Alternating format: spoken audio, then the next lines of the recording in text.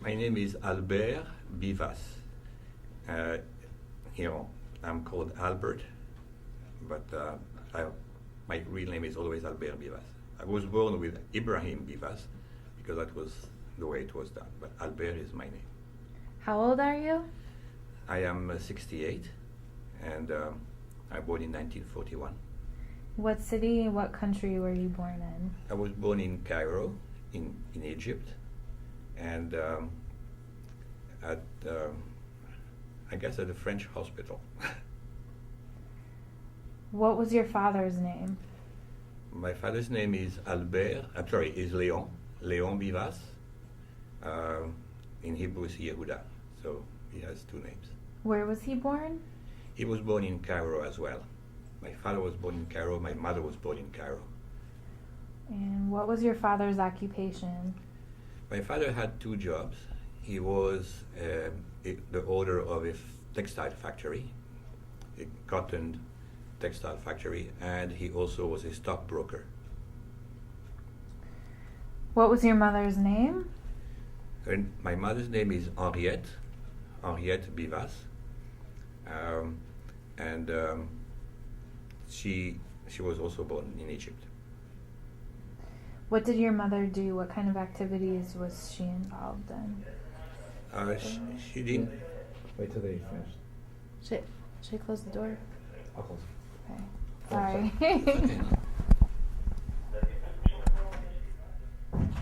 Should have done that before. My fault. So my mother was a homemaker. I mean, with 5 kids, she had to take care of, and in addition to the 5 kids, she had servants to help her, but she was still very busy at home.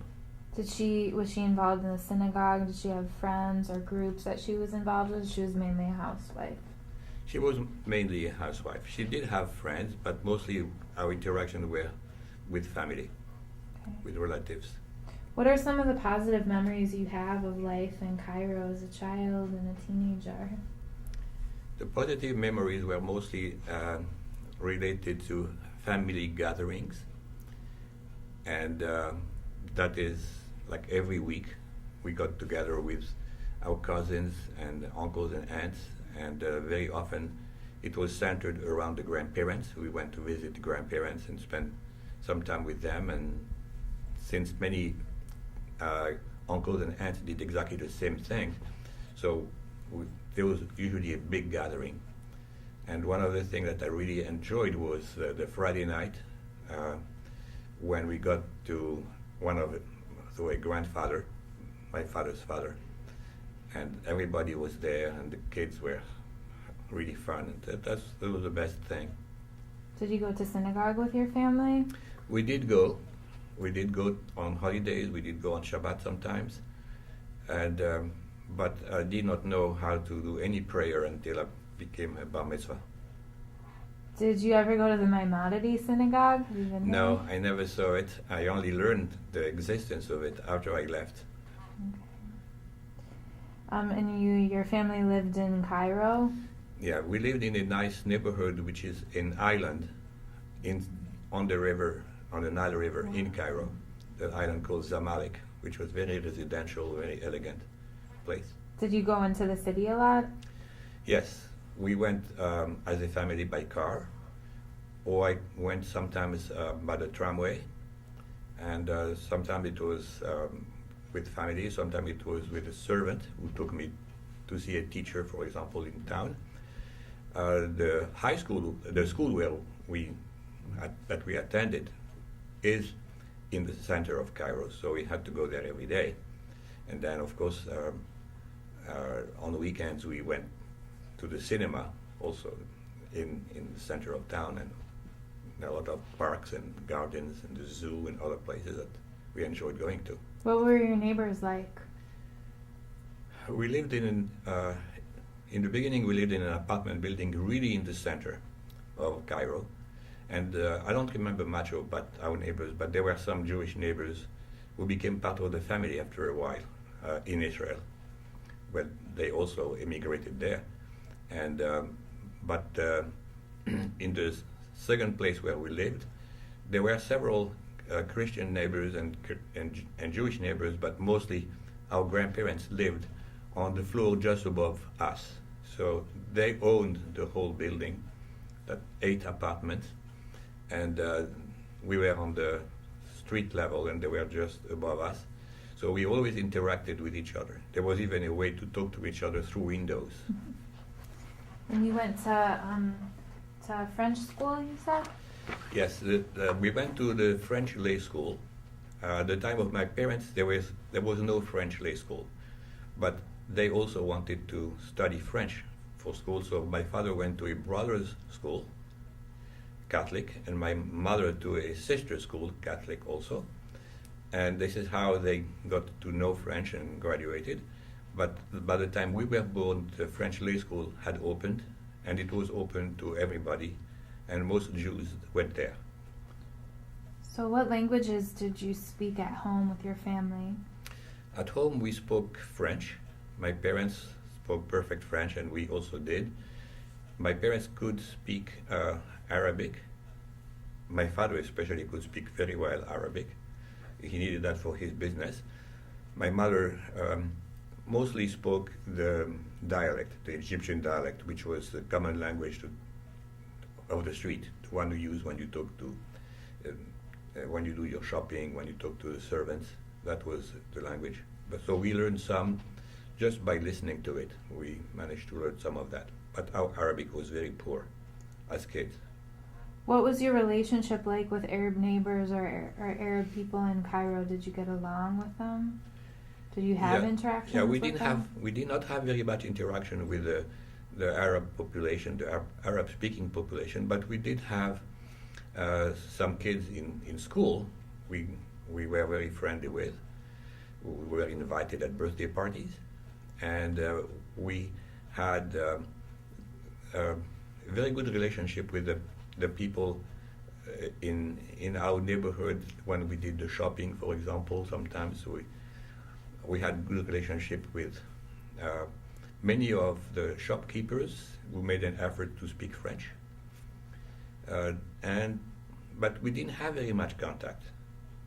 Sometimes it was indirect. That means we would, it was our servants who would deal with the Arab-speaking people, even though they did not speak French either, but they could understand some, and we could interact with them easier. So they took care of the dealings with Arab-speaking people. And the Christians you got along with fine, there was no problem? Yeah, we didn't have so many Christian friends.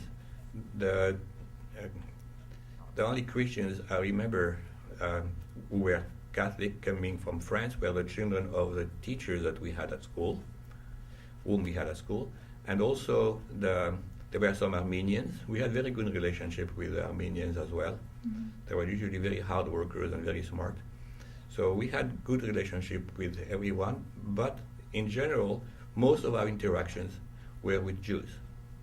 Just by accident, because it was the way it happened. So how were Shabbat and the holidays observed in your family's home? My best memory of Shabbat was Friday night. We drove from our place on our little island to the house of where we used to live before, which then became the house where my grandfather lived with one of his daughters, who was a widow, and her 3 children. And when we arrive at the house, we ring the bell, and that aunt comes to the door immediately to open the door for us, and she carries a tray, some kind of a silver tray. On the tray you had a jar with a jam she makes herself, with some kind of a squash jam. Absolutely delicious. And then she had a glass of water and an empty glass that has spoons in it. So before we even step into the apartment, we take 1 spoon from the glass, we take a spoonful of that very sweet jam to open the Shabbat with sweetness, and then we eat that jam, and then we put the dirty spoon in the glass that has water. And then we are entitled to run into the apartment And the first thing we did was to go to the house, to the room where the grandfather was sitting on his armchair or on the side of his bed, waiting for us. And as a matter of respect, we always took his right hand and kissed the backside of his right hand. That's just a respect thing. But he always complained, in a very gentle way, that he wanted a kiss on the cheek. So he also got a kiss on the cheek. Once that part of the event was completed, we did our duty, which we loved doing. Then we ran in another room with the little kids, and then we played, and then ate cookies. And so it was really like the best memories of how a Friday night was supposed to start. Yeah. It was not Jewish. For us, Jewishness was family. So what was your grandfather like? He was very Turkish. What is that like? No, he was very beautiful white hair, and he had a mustache, a white mustache, and he was relatively short, and always very, very sweet and smiling, always fun to be with, even though we barely understood what he was saying because he mostly spoke Ladino or Arabic or Turkish, but not so much French, but he understood some of it, and so we still had a very good interaction with him, and we loved him. He was a very, very kind person. And so when he was going out, maybe that's the way that the Turkish tradition is, so he had a fez, a tarbouche on his head, a red cylinder on his head, and he had a cane with a silver part where you hold it in your hand. He didn't need a cane to walk, but that was elegant. Yeah, that's the way he was. Do you remember the Jewish quarter of Cairo? I was there a few times, but because we had some relatives who lived there, so they were among the poorest of our family, and they lived in a small apartment in a very noisy street, but we loved it because it was so different. It was so Cairo. What was that like? How? For example, they had a little balcony. They didn't have a refrigerator, but on the little balcony they had a jar made of some kind of terracotta with a narrow neck, and this is where they kept the water. And just by evaporation through the earthware of that pot, it cooled the water. So they always had fresh water, cold water there. But mostly we loved that balcony because there was so much activity outside. You had the people who sell things, who buy things, buy old clothes, or sharpen knives, or they want to sell things. So they yell, they push a cart, or they have a donkey pulling the cart. And in our residential neighborhood, we did not see those things. So we loved being in that kind of atmosphere, of a different world, Before you went, that whole question pertained to the Jewish quarter.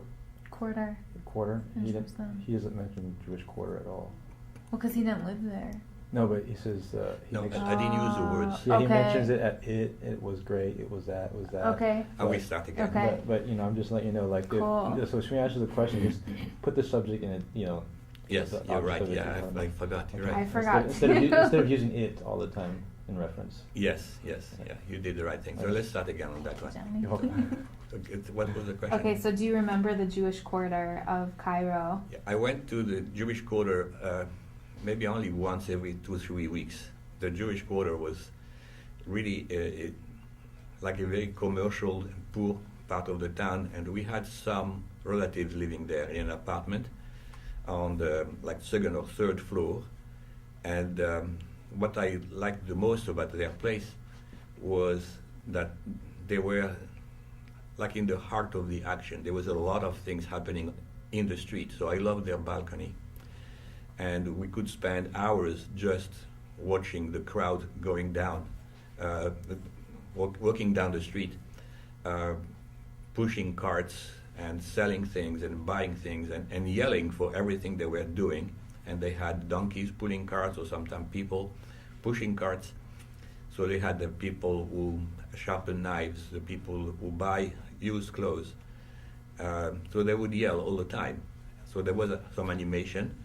And since they were not very rich, they didn't have a refrigerator, but they always had cold water that was in a jar that they left on the balcony. So through the earthenware of the jar, some water would evaporate and cool the water inside. And so it tasted so good to have water straight from their jar. And so we had fun, mostly watching people around.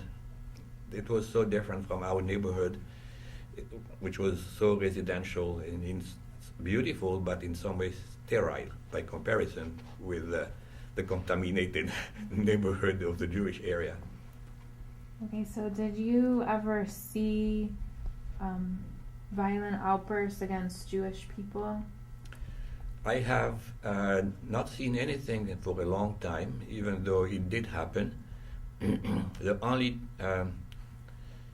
two events I know from personal experience about violence against Jews in Cairo were once that we had to, my father was driving us from someplace, maybe he went to the cinema or visit relatives, and when it was evening and we were driving through the town, when my father noticed that there was a crowd of youth gangs, and he anticipated that they would be throwing rocks, and they did throw rocks at cars passing by.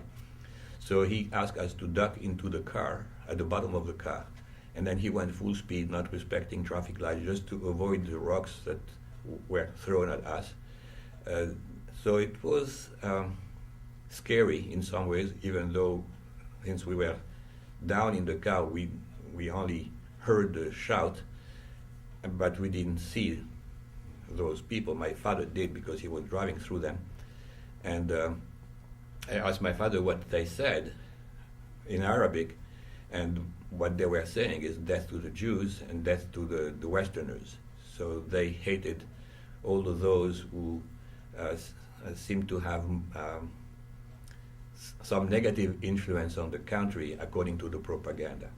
That is one event. And the other event that I remember about some negative behavior toward Jews was at the cinema. I was with my dad, and we were watching a French movie that had to do with bad guys. Bad guys go to hell, or something like this was the name of that movie. It was a French movie. So I was listening to it in French, and I could understand everything of the movie. At some point in the movie, there is a Jewish guy with his group of friends, and they wanted to get his money, and he wouldn't want to tell them where he had his money, and they drowned him in his own bathtub. And in the audience, there was a lot of shouts in Arabic that, again, when I asked my father what they meant, it was again death to the Jew.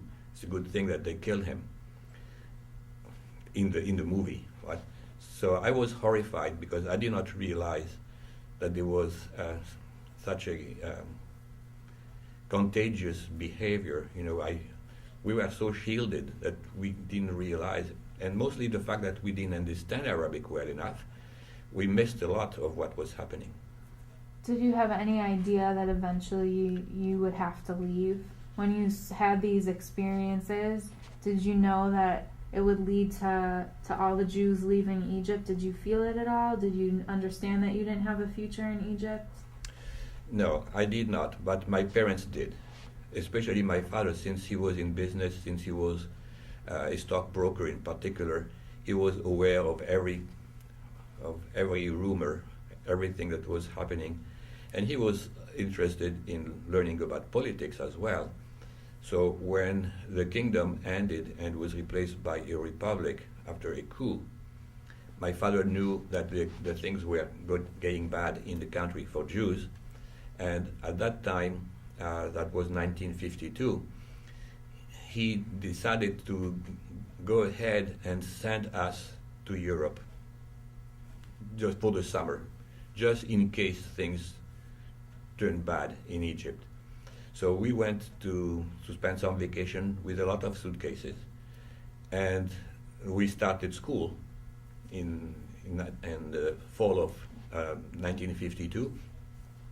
By December, my father felt that the situation was quiet and safe again for Jews because the new president was very moderate. General Naguib was very moderate. So he said, you can come back. And my mother was pregnant with the fifth of my siblings. So she was relieved that we didn't have to live in Paris and we could go back home because we loved our country. We had our house, we had our neighbors, our friends, relatives. And so we had a very good time coming back. We were thrilled of going back to Egypt. Even though France was nice, but it was cold in the winter. So in Egypt, things were okay for some time. But in 1956, the same scenario occurred. My father could feel that something was going bad. Naguib had been replaced by Nasser. Nasser was much more aggressive. He was not a moderate. He was a very nationalistic person, and he had ambitions, and he wanted to, of course, the destruction of Israel, and he wanted to modernize his country, but he did not want to modernize it with the contribution of the Westerners, that means the French, the British, even the Italians, the Greeks, and all the others, and mostly he didn't want the Jews. And I guess he felt some kind of that it was unfair, if you want, that the Jews were so successful and had the know-how, and they run a lot of the businesses. The biggest department stores were all belonging to Jews, or most of them. So he felt that, Nasser felt that he had to get rid of all of these people. So from that point on, there were different level of pressures against foreigners, against the Jews. Then came, so then my father reacted before even the Suez War, which was in 1956, by sending us again for the summer. And he joined us, but then he returned, and we were in France in 1956. When you... This can be that. We were there, again, we went by boat, but that was the time when all the Jews started being expelled. So we were among the first ones choosing to go away, and with the feeling that at that time, that was the end of it. Okay, so at 1956, our apartment was being confiscated by an officer of Nasser. What happened with that? How did that happen? What happened that time was that an officer, a high-level officer from Nasser, came to our apartment, and we let him in, and he said that he wants our apartment. He wants that apartment to belong to him, and he wants us to leave the furniture in because he likes our furniture. And he gave us a price for the furniture, but the apartment was to belong to him. I don't know what happened with the other apartments in the building, but clearly he had an eye on our place. So we knew that that was a sign that there was no way to resist. So we had to leave. I don't remember how long it took between the time he said he wanted the place and the time we actually packed everything and left. So that was before the summer probably, because then we took all of our suitcases and we took the ship, we went to Marseille in France, and we decided that it was the end for us. Did you know people who were being arrested? Did your father know people who were being arrested in Egypt? It was in the newspaper that people were arrested. That's true. That there were some were arrested, some were executed, even at that time. And it is mostly the people who resisted eviction, who resisted confiscation of their property. So they had the choice. They could either go away right away or they go to jail first. But some people were arrested. The serious arrests were later in the early 60s, when they collected all the Jews aged 18 to 65 maybe, and they put all of them that were still in the country, they put them in jail, where they stayed about 3 years. And after that, of course, they didn't have any intention of staying in the country. They left. What happened to your dad's factory? My father had a factory, a textile factory, in the suburb of Cairo. I only saw it once. And that factory manufactured towels and beach robes, everything that was made of Egyptian cotton. And he was very successful with his business. I don't know how many employees he had. I visited the factory only once. And I believe he had probably 40 or 50 employees working for him. And he traveled practically every year to sell his towels in other countries. So I remember in France, even in Sweden, he went, and I guess he offered to department stores for them to buy what he was producing. So that factory, my father had to sell it for a fraction of its value because of the pressure from the government.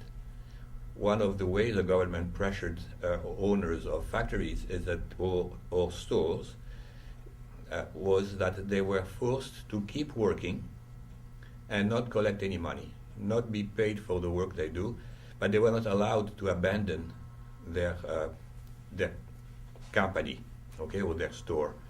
So they had to be there making things keep run again for as long as the government wanted.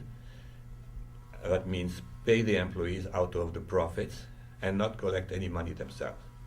So of course that was not unacceptable. That was unacceptable for most people, and they find some ways to escape the country. So in my case, my father's case, I don't know exactly the conditions, but I know he started to look for someone to buy the factory, and it was very hard. Nobody wanted to buy from a Jew because they knew that they would have to go anyway, so they could have that factory for free.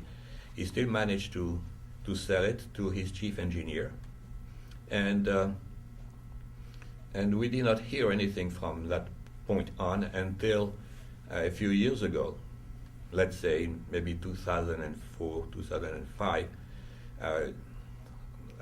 By curiosity, we went through the internet and Googled the name of the company, and that name is Albitex. It was named after me. My name is Albert, so because my father certainly had in mind that at some point I will be inheriting the company and running the company when he retires. But it didn't happen, as you can tell. The name Albitex was there, and the company still exists, and there was an email address. So we contacted the new owners of that company, and they responded to our email. And it happens that the company, 50 years later, is still running, has grown, has 300 employees instead of 50. And that company has got investment from, foreign investor from Canada and Europe to make it grow. And the owner of the company is the son of the chief engineer who bought the company from my father. So we interacted by email. The current owner was concerned that I would claim the company back, that I wanted to have the factory back. So he immediately stated that it was legally purchased with a legal document, that it had not been confiscated by the government and given to him. And so I immediately made him feel better in the next email, saying, I'm not claiming anything. I just want mostly to congratulate you, to have made the company grow, to have provided jobs for 300 people after 50 years, and that it is marvelous, and my father would be proud of you. So we kept a very good relationship that way, but we didn't interact too much because I guess there is a lot of censorship. So he may not want to be bombarded with emails and he may be in trouble. So that is about the story about the factory. So if you had to put an estimate on the total value of all of the property and all of the assets that were confiscated, do you think you could do that? Or would it be too I don't think I would be able to evaluate how much we lost in terms of money, in terms of property. We did lose everything because we left with practically nothing. But the value of an apartment in this neighborhood of Cairo was probably equivalent to maybe here in California, at least $700,000, $1 million. The value of the factory is probably easily something like $2 or $3 million with the machines and everything. So that's what I imagine. The loss is more than material actually for us. It is a dispersion. All of our family was dispersed around the world. Many went to Israel. We went to France. Another family went to France. And some went to the US. Most of them went to Israel. Some went to Australia. Some went to Brazil. So we were dispersed after having been so close to each other all the time.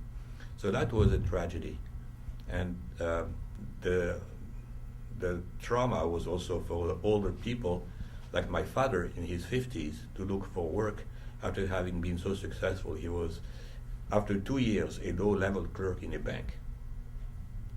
What about the culture?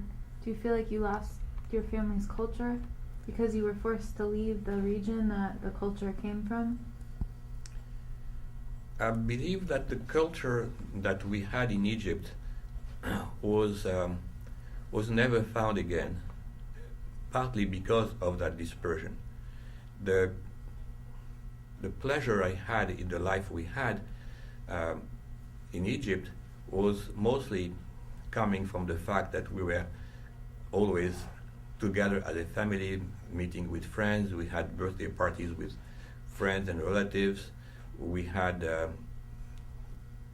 always the opportunity, because we were wealthy enough, to go abroad and have some vacation abroad, but we always enjoyed being back to our own place, to the atmosphere of Egypt, to the smells of Egypt, to the sun and the beauty of Egypt, the way we remember it.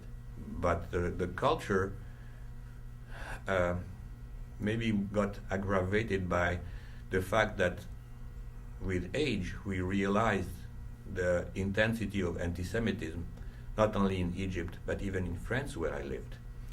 So, and then in the US after I immigrated here 27 years ago. So it looks like my view of the world has changed, partly because I aged. Now, I left when I was 15. Can you tell me about when you actually left, the day that you left and you had the laissez-passer, the one-way exit visa, and do you remember that day? I remember very well the day we left. I remember very well the day we left because we had to go through customs, and the customs were very strict, and very often when people wanted to have less trouble with the customs, they would have some connections. So they would corrupt someone in the administration. So we did have passports because we went to Europe a few times, like every other year. So we did have passports. Very few Egyptian Jews had passports. They were not considered to be even citizens of anywhere, even though they were residents in Egypt, but not citizens with a passport. So in our case, we did have passports, but these passports were not renewable. They didn't say at the time, because we left just before the crisis, the Suez War crisis. So they did not say at that time that it is a one-way pass. Those who left later, like 1956 at the end of the year, after the Suez War, 1957, like all my relatives that went to Israel, those had passports with a mark saying that it is valid one way only, and giving a series of destination countries where they were entitled to go. which didn't include any Arab country. And even not Israel, because for them Israel did not exist. Okay, they were not proud of the existence of Israel. So it was France, Italy, Greece, that kind of thing, Switzerland. So in our case, our passport, in principle, could have been renewed because it didn't say no return, but we were not allowed to renew it. The Egyptian consulate refused to renew it, so we were immediately with the status of refugees. We were in France, and for 8 years they left us with a status of refugees. That means we didn't have very many rights. And you had nothing, you took nothing with you. You went from this luxurious life in Cairo to abject poverty as refugees in Paris or Marseille. That's exactly the way it went. We left luxury life with at least what I did not realize was luxury life, because when you live in it, you don't know what you have until you lose it. But once we were on that ship, we knew we had lost everything. The ship, by the way, had a lot of Jews expelled like us or fleeing like us before the expulsion happens. So the arriving in Europe, as little kids, was fun to discover new things. Then we realized that everything was lost and that we had nothing, that really we were very, very poor, that we had to some extent depend on some money that my father had put in some banks in Europe from when he was traveling, selling goods from one place to another. There was a little bit of money that we had to try to live out of for several years before he had an employment that can support the family. And one of the funny things, in some ways it's funny, that when we were in Paris, for example, we lived in Paris for some time, I remember we tried to find people like us, other Jews from Cairo who left, who have been expelled like us.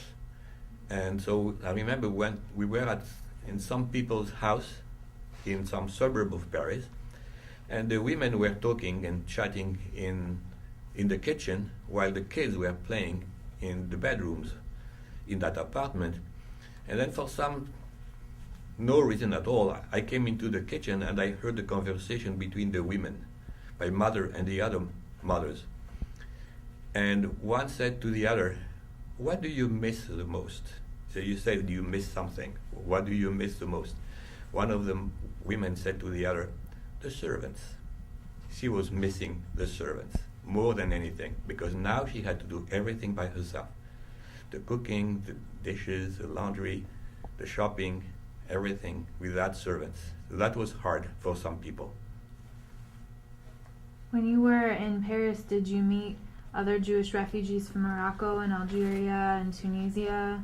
Because Paris was filled then with refugees from North Africa. Paris was certainly filled with refugees from these countries, North Africa and Egypt.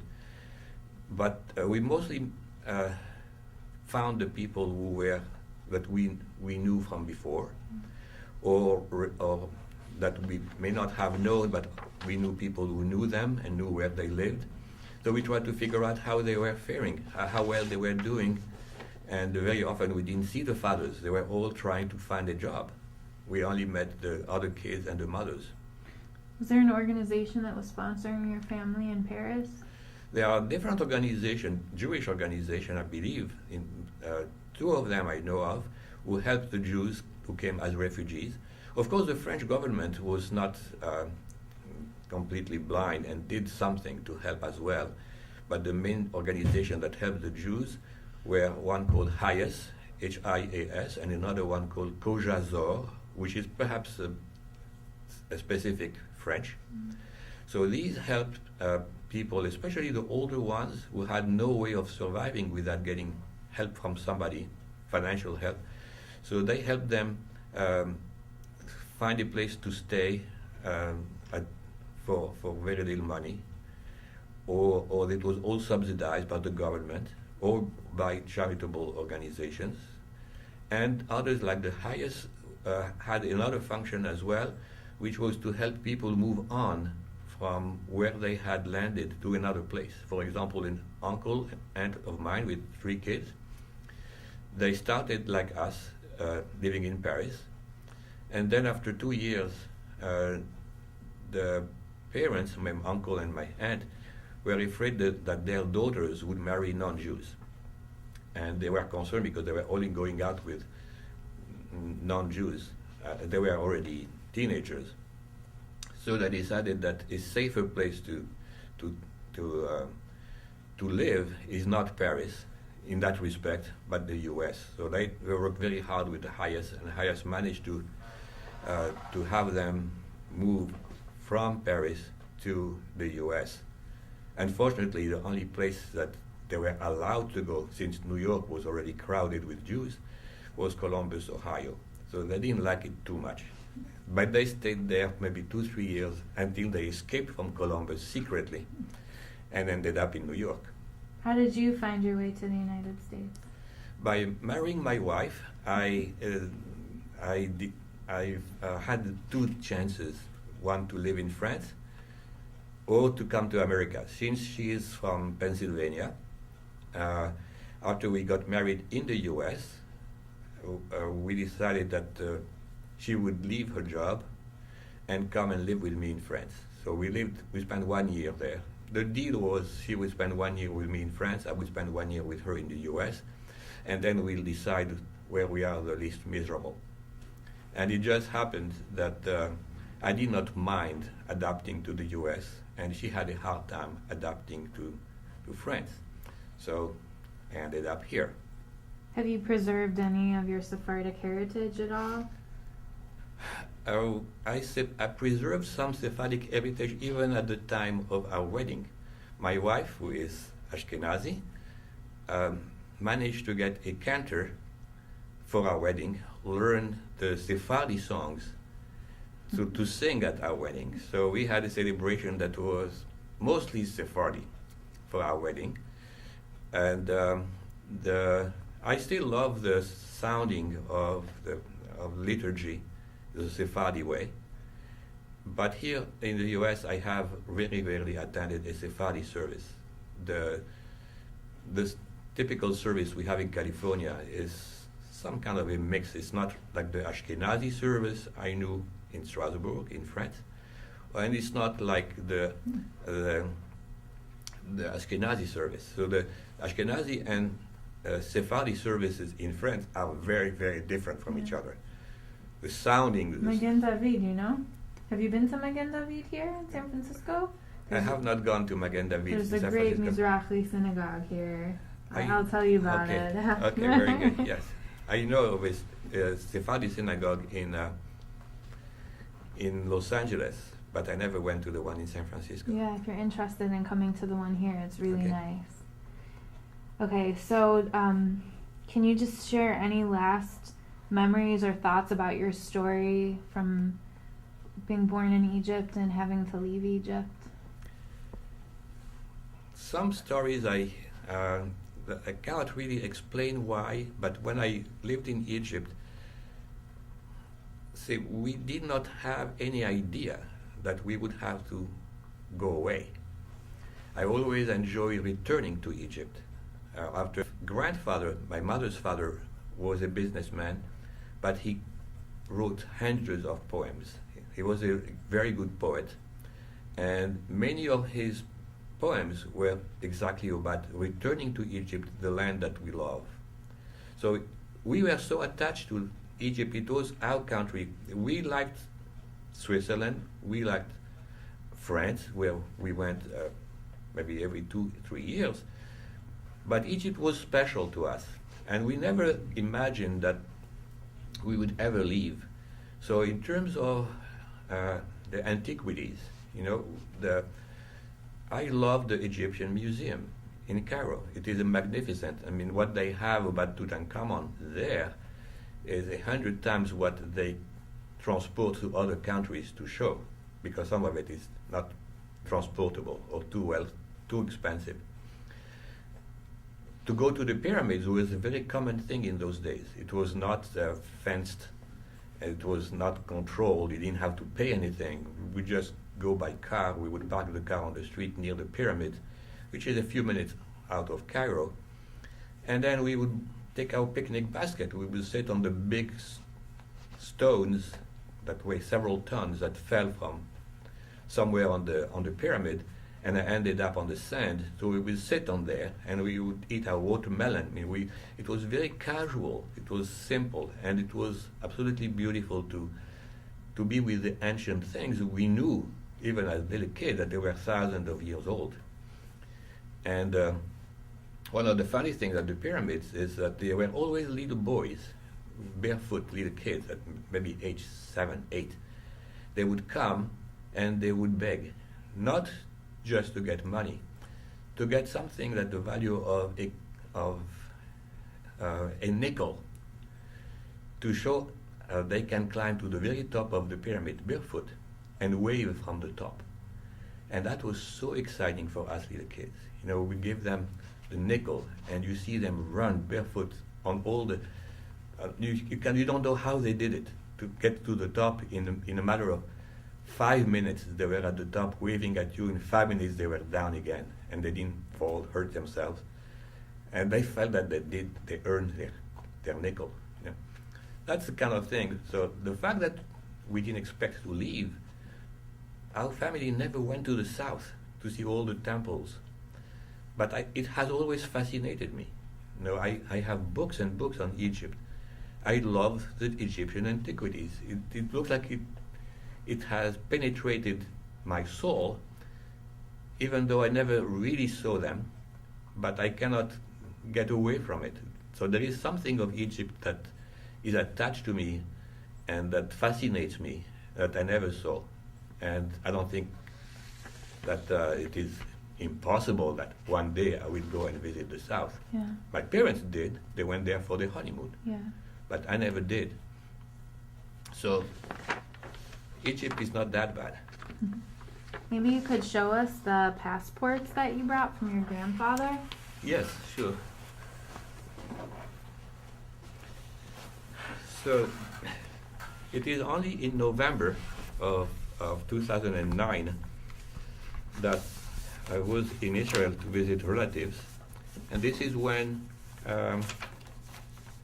for the first time, I went to the cemetery where my grandfather was buried, the father of my father. And a cousin of mine came too. We met them at the entrance of the cemetery, and we went there. It's a very, very old cemetery in Tel Aviv. And after we did our prayer at the grave, he said, "You want to see something? You never saw it before, probably. It is the grandfather's passport." So I didn't have a scanner with me at the cemetery, but I had my camera, and I took pictures of pages of the passport with my camera, and I printed them here. So, for example, this picture here shows my grandfather in 1957, maybe 57, just before he left Egypt. Maybe the passport is valid until sometime in 57, because I guess it's valid about 3 months or so. And so on that passport, it shows his picture, and then it says here that this is a pass, a laissez-passer, for the given countries: Italy, France, Greece, and Switzerland. Okay? And you notice it doesn't mention Israel, and this is where he landed anyway. Okay? So it says the year of the passport here. The next page of the passport is the page where you do the renewal, when you want to renew the passport, okay? But that page here does not say anything about renewal. All it says that this passport is valid for one single trip without right of return, and stamped, okay? So there are other pages in the passport, but these are the most interesting ones.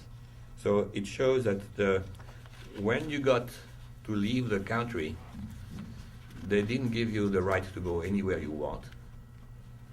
And they didn't want you to come back. That was a given. You knew you were expelled, So but how did just going out with that. How did he get to Israel then if the laissez-passer only had Greece or in Switzerland? How did he go straight to Israel? I think it is my father who arranged for his relatives to leave. So he, all of them in that side of the family, from the same household, if you want. My grandfather, his daughter, who was a widow, I mentioned, and the one who made that jelly that I love, and I know how to make now. So that they all went together on the same ship to Israel in 1957, and they had a. Did they want to go to Israel, or did they want to go somewhere else? Yeah, they wanted to go to Israel, and the simple reason for that is that they didn't have any income. The family was a very extended family, a lot of brothers and sisters with their children. So these people were not all rich, but we were very tight together. So those who didn't have a way to earn their own living were supported by those who could help them. So all the brothers of my father and my father helped the grandfather help the widows and their families. So, but when the expulsion occurred, those people who were wealthy and could help didn't have the money anymore, could not keep helping. So they had no choice than go to a place where the country will take care of them. And apparently it didn't make any difference that the paper doesn't mention that they can't go to Israel. It is the next country. It is maybe 2 hours by boat. So this is what they did. I think that's it. Is there any last thoughts? I think that's it. If I think of something else, I will call. Well, how about in reflection of what you guys did today's event, today's occasion to tell this to these children here today, and what's the concept of telling these children about what happened today, and at the same time, like, what you hope for them to take, or you kind of get what I'm trying to get to. Okay, could you kind of explain It's a very good point. Yeah, and tell it to her. Yeah. So I want to say something about the event today. I spoke to a group of 17-year-old students, and there were 13 of them, which is a very nice turnout. And there were a lot of questions after my talk. I talked to them, I told them my story for easily an hour, and then there were questions that lasted at least half an hour after that. So what I insisted about after telling my whole story is the reason why it's important that I tell my story and that people in the same situation tell their stories is that very few people, even among Jews, know about what happened with the Jews from North Africa and the Middle East. They know how they have been persecuted sometimes for centuries, but mostly after the creation of the State of Israel. So that is a fact that they need to know. There was not just the Holocaust in Europe, there was also all of these persecution and expulsions and dispossessions in other areas of the world. The number of Jews who were expelled from the Middle East, North Africa, is around 900,000. In Egypt alone, there were 80,000 Jews until 1956. Of those, only 5 to 10 remain. They are old people. They are there because they are so attached to their neighbors, their friends, and their place, and they have no place to go, and they decided to take care of preserving the cemeteries, the Jewish cemeteries. So they need to know that. They need to know that that have been displaced is not bigger than the population of Jews that have been displaced. That people who also became refugees, but who survived, who after sometimes 10 years, 15 years, have made it. They have not been put in camps, and they have made it. But they also need to know that anti-Semitism did not stop, that anti-Semitism exists in Europe, exists in the US, and they will face that mostly when they go to college. They will hear a lot of propaganda. And I told them the story that happened to me when I was working in industry in the Bay Area, where I went to get a cup of coffee in the coffee room, and I met another engineer I had never met before. And as we were drinking our coffee there before going back to our offices, he told me that he was a Palestinian. And I said, I am an Egyptian. So he was curious. I said to him, tell me your story. He was born long after the creation of the State of Israel. He only knows the story from what he heard from his parents, grandparents. So he told me his story, how they lived in an area near Haifa, that they had an orchard, they lost everything, they lived in camp. He still managed to get a nice education and probably a PhD or something, and went to an engineer school, and he was a very nicely educated engineer and very friendly. So I said, okay, now I heard your story. You can listen to mine. So he said, sure, I want to listen to yours. So I told him my story. And from that point on, we were exactly on the same page. That means he didn't point finger at me, knowing I'm Jewish. I didn't point finger at him, saying you are a Palestinian and you try to destroy the country of my ancestors, that kind of thing. Not at all. We just felt sorry for each other, sorry for the situation, felt sorry for fanaticism and nationalism and wars and that suffering that we had on both sides. And he certainly did not know what had happened to me. So this is what these 17-year-olds need to know, that it didn't happen to the Palestinians alone. The Jews lost a lot, not necessarily a lot in human life in every country. Egypt was rather gentle by comparison with Iraq, Libya, and other countries where there were massacres, there were pogroms. In Egypt, there were certainly big fires and whole business areas were burnt. The newspapers said Cairo is on fire, and it was true. A big section of the town, probably the one that was mostly was destroyed by fire, by arsonists, but overall we didn't suffer as much as in other countries. So if you see the movie Forgotten Refugees, you will see the tragedies that occurred in all over those countries, and in some worse than in others. So I want them to know that. I want these students to know that they will be facing propaganda attacks in some way when they go to college. And they need to know that, to know the truth and not take the wrong side. Okay? Perfect.